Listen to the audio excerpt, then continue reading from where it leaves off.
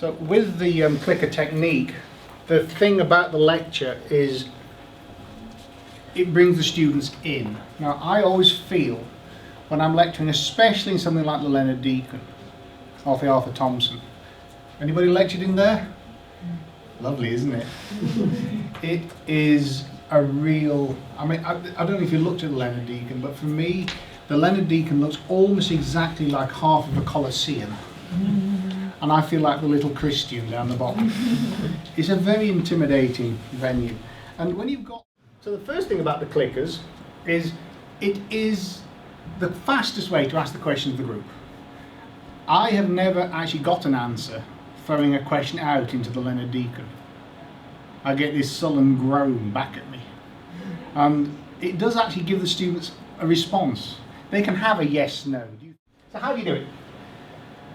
The university's set system, the stuff you've got in your hot sticky little hands, is a software system called Turning Point. You just type Turning Point into Google and you can get everything that's on this slide. You don't need to write it all down. There are alternatives. I'll describe one of the alternatives towards the end, but this is what the university uses. Now, you saw the games we had at the start here with it not picking up the signals. It can be flaky. And there are some serious problems with software upgrades and so forth. What you do is you go onto the Turning Point website and download the latest Turning Point 5. If you give a University of Birmingham address, it'll let you do that. Example of the world's worst clicker slide. I made this as bad as I could. I can't make a clicker slide worse than this one. I did try to make one worse than this. Have a go at it. What's wrong with it? First of all, as you're staring at it, look how slow the responses are. What I've done here, and I've seen this done by somebody, is take a bullet list off a slide, a list of salient facts about a subject, in this case RNA genomes, and I've changed one of the bullets to be wrong, and I've set it as a clicker question. Which of the following is not right? But you can see there's about 100, 120 words on that slide already. Then you've got to read all of the 120 words, sort them, look at the meaning of each of the terms. It is...